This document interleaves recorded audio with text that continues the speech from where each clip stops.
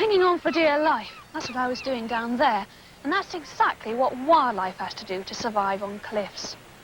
Most of our countryside's a man-made landscape, but whenever it inclines to the vertical, dropping hundreds of feet to the sea below, then what you're looking at is the last untamed wilderness in Britain. Bastions of our coastline, battered by the full force of the Atlantic, these cliffs have withstood the fury of wind and waves for millions of years.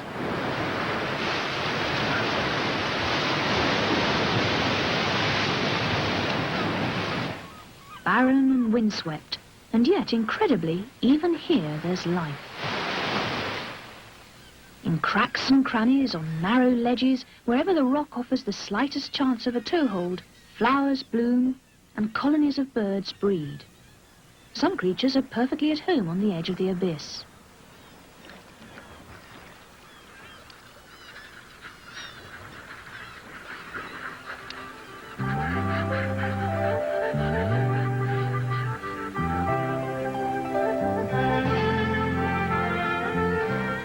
The cliffs that surround the British Isles are as spectacular as you'll find anywhere in the world. Here, every phase of the moulding of the land can be seen, as the older, softer rocks are worn away by the elements, leaving the younger, harder rocks as jagged, savage promontories.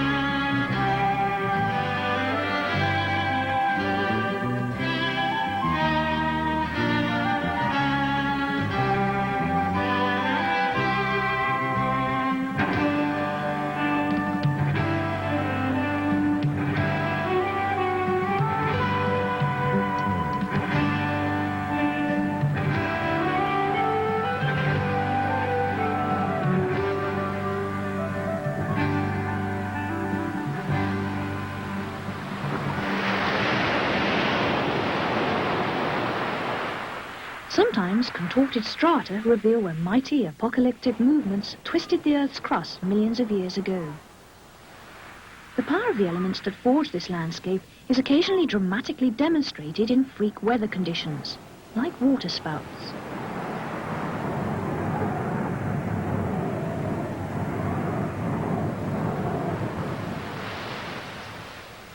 But not all the cliffs are so tough and unyielding. This is the softer side of the southwest. Here, chalk and greensand lie over layers of limestone and crumbling shales. The cliffs dip towards the sea and are inherently unstable. After heavy rain, the upper layers slip and slide on the shales below, often resulting in landslides.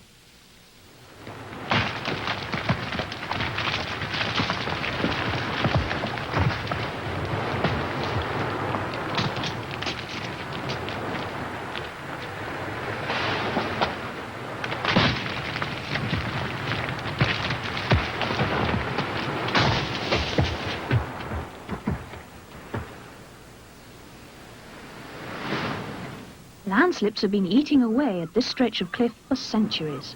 Almost every year another section is lost, occasionally as much as 20 feet. Sometimes after such a fall, treasures are unearthed, because the cliffs around Lyme Regis are the richest fossil grounds in Britain. It was here in 1809 that the fossil remains of the first ichthyosaur known to science were found. It's amazing to think that 180 million years ago, these 25-foot-long fish-like reptiles were swimming around in Pinhay Bay. Ichthyosaurs were the dominant hunter-killers of their time, using powerful tail fins to chase their prey.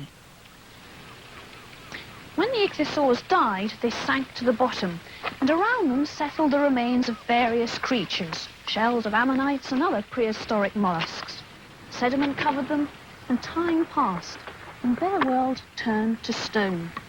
An entire epoch preserved and hidden, until one day a chunk of cliff falls down and the tap of a hammer cracks open a limestone nodule to let in the light of the 20th century.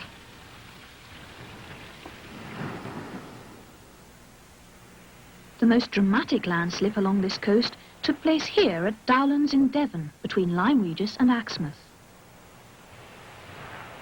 At Christmas time in 1839, some 8 million tons of soil and rock slipped and subsided, leaving this great chasm. 15 acres of farmland were marooned, with their hedges still intact, and despite the obvious problems, they managed to harvest all the crops the following summer amidst great celebrations.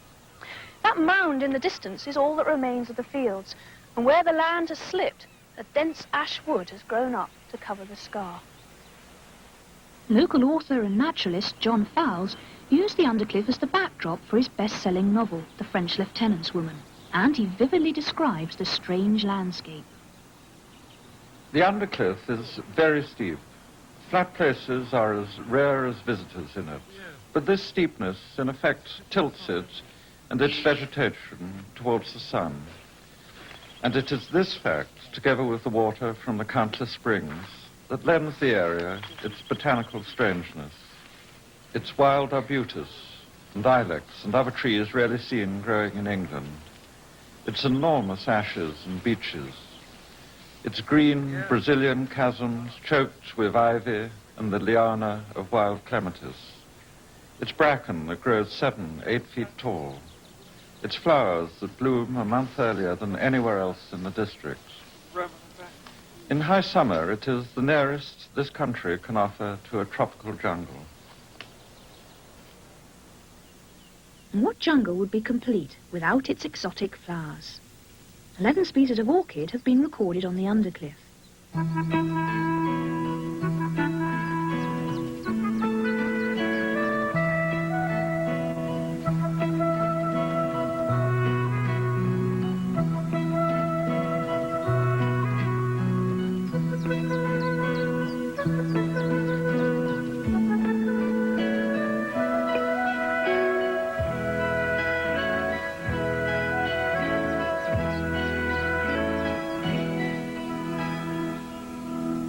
One of the most interesting is the bee orchid.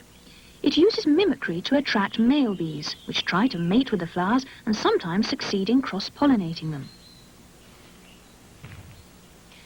The orchid, which probably has the strangest lifestyle, lives in the twilight area of the Undercliff.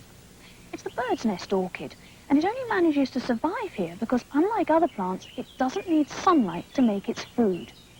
It gets its nourishment from all the dead leaves on the woodland floor. But to break all this down, it needs the help of a fungus growing amongst its roots.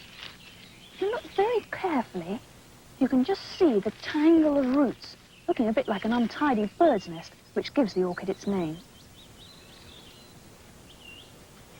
From bird's nest orchids to birds, the dense undergrowth here offers an attractive landfall for migrating birds. In early May, it's alive with warblers.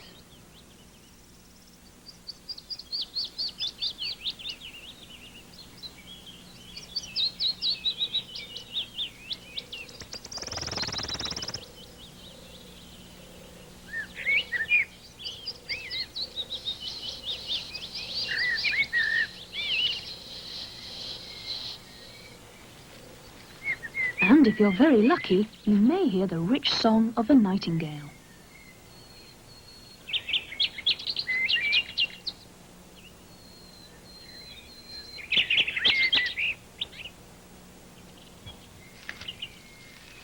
The male sings for less than 2 months in spring, with the sole aim of attracting a mate.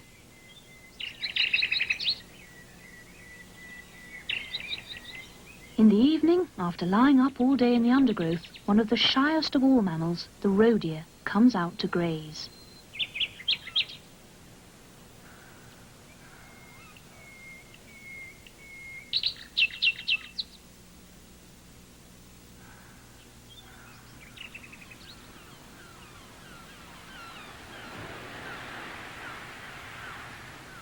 If you had the time and the stamina, the path that runs through the Undercliff would eventually bring you here, to Kynance Cove in Cornwall. This is part of the southwest coastal footpath, which runs right round the peninsula from Poole Harbour in the south to Minehead in the north.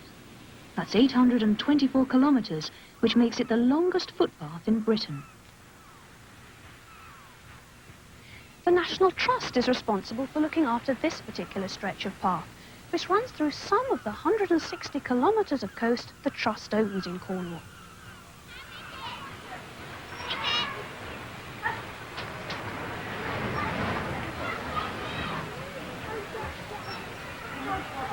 It's at Kynad's Cove that the famous lizard serpentine is exposed, glittering red and green rocks. The colours are spattered over the roof of the cave, almost as though a giant has cleaned his brushes at the end of a day's painting.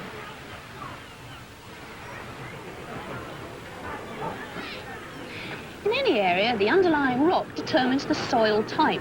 And around this part of the Cornish coast, the mixture of serpentine and igneous rocks gives rise to a large variety of wild flowers.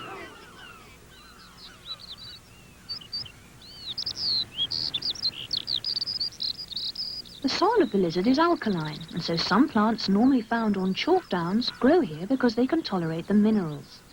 And there's a unique mixture of heath and coastal varieties.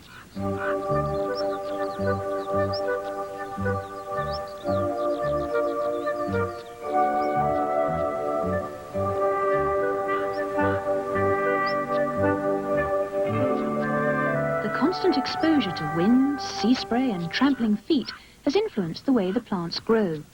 They hug the ground in compact mats, in direct contrast to the taller plants colonising the cliffs.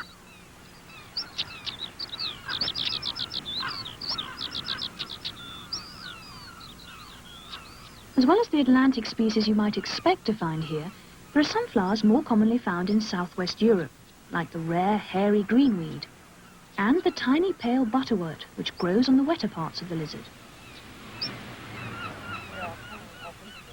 Grass grows by inches and dies by feet, and there are times in summer when the coastal footpath takes quite a beating from the lethal foot. Yet, even on this heavily used hiker's highway, wildlife thrives among the tramping boots. The bloody-nosed beetle is very aptly named because it oozes a reddy brown fluid from its mouthparts when it's disturbed. Called reflex bleeding, it's not really blood at all, but a very unpleasant chemical substance which puts predators off.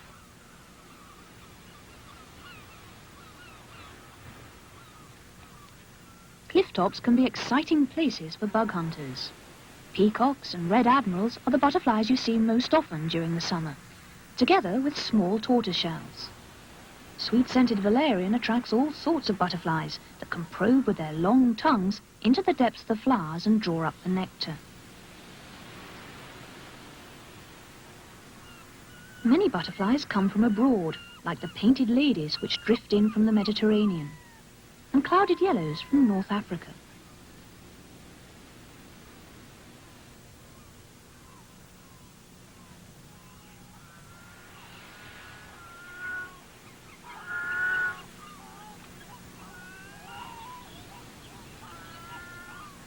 Without the power of flight, colonization of the cliffs would have been impossible. The gulls and other cliff dwellers are masters of the air.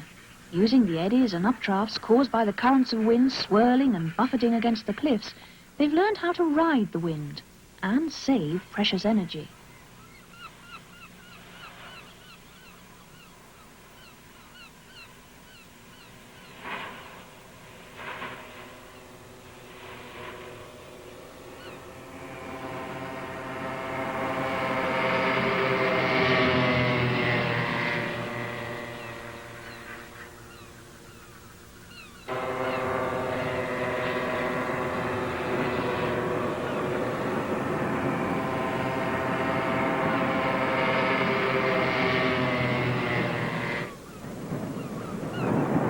The principle's the same for all types of gliding. In a microlight, you can simply cut the engine and harness the power of the wind, soaring on the thermals like a bird. But even with the reassurance of an instructor on board, I don't think we'll copy the gulls to the extent of landing on one of those precarious ledges.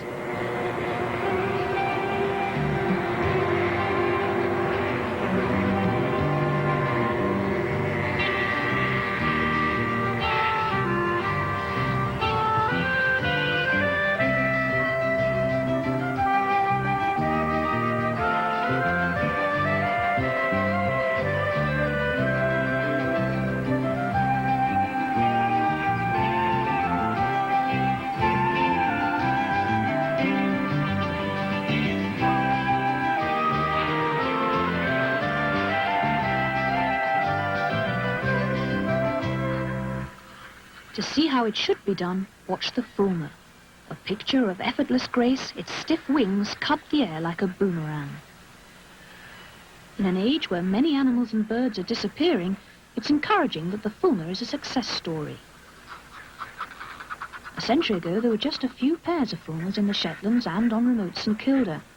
Since then, they've spread right around our coasts, and today there are more than 300,000 pairs nesting in Britain.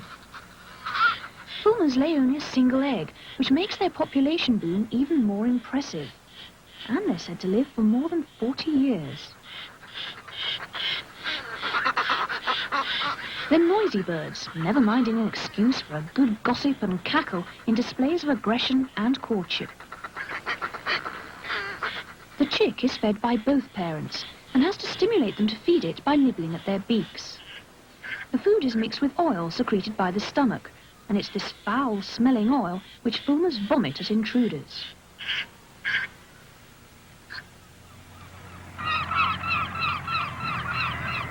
There's no mistaking that yelping noise. If you wanted just one sight, one sound to conjure up a picture of the coast, it would have to be the herring gull, another successful bird and one that's learned to live with man. A scavenger, an airborne fox with an eye for the main chance. It's as much at home on a St Ives rooftop as on a wild cliff ledge. Within a few hours of hatching, the chicks beg for food by squeaking or by pecking instinctively at the red spot on the parent's bill, which causes it to regurgitate food for them. The young stay close to their parents for the 6-week fledging period, as neighbouring adults keep a hungry eye open for any that stray outside their parents' protection.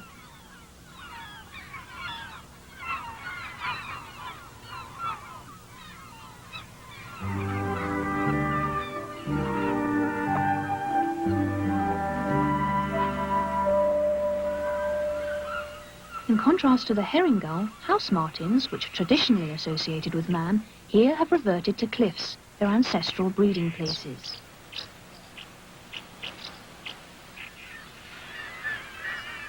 Another successful colonist is the kittiwake, which nests in cups of seaweed stuck precariously to the cliff with droppings. The kittiwake population has increased dramatically on the east coast of Britain, but decreased on the western seaboard, probably due to a decline in fish stocks during the nesting season.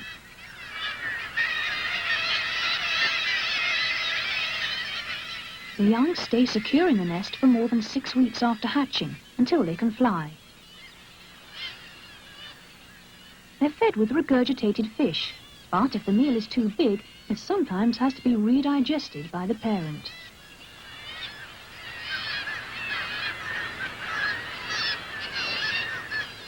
A successful breeding pair of kittiwakes will remain faithful to each other, often for life. But scientists have found out an amazing fact about the kittiwake. If the pair comes together for the first time and for some reason can't breed successfully, then they'll divorce, and they'll look for a more compatible and often younger mate for the following breeding season.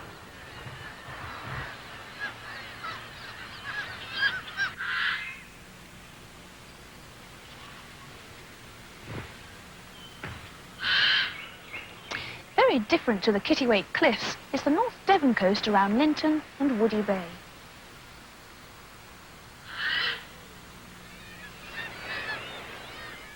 On the edge of Exmoor, the cliffs plunge towards the Bristol Channel, their contours hidden by dense canopies of oak and mountain ash.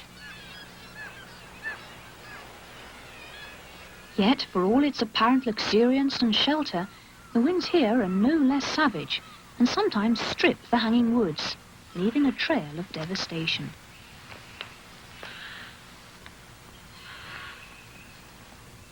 The birds that flourish here are woodland species rather than cliff dwellers. The great spotted woodpecker nests in decaying tree trunks, using its sturdy beak to excavate a tunnel which leads to a nesting chamber.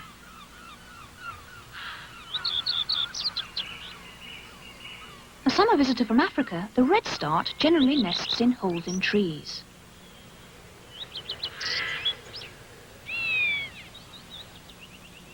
Ranging far and wide, the buzzard soars over woodland and cliff edge, constantly on the lookout for rabbits and other small mammals.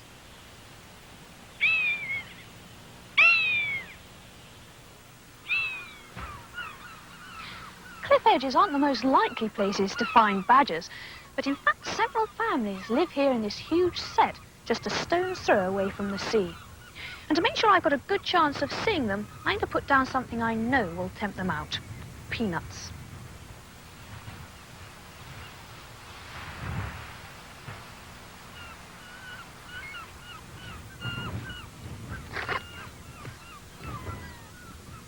Well, now for what could be a very long wait.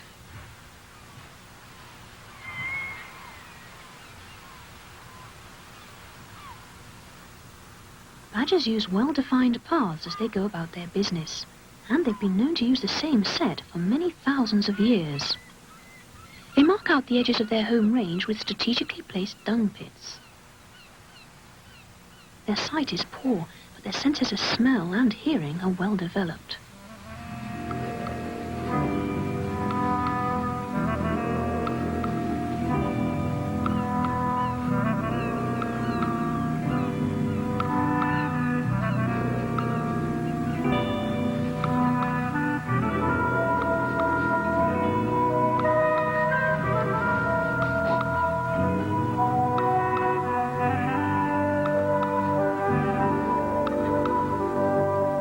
Each year, as our countryside becomes more and more cultivated and built over, there are fewer places where wildlife may hide. Not just badgers, but animals and plants of all kinds. Often now, the cornfields march to the very edge of the cliffs, but these badgers are safe. Here, the plough cannot follow them, and they seem to coexist happily enough with the hikers who pass along the footpath just a few feet from the set, where badgers have remained undisturbed for generations, in this case literally living on the brink. To me, these badgers demonstrate the extraordinary tenacity of nature, determined to hang on to this thin green line of wilderness between the fields and the waves.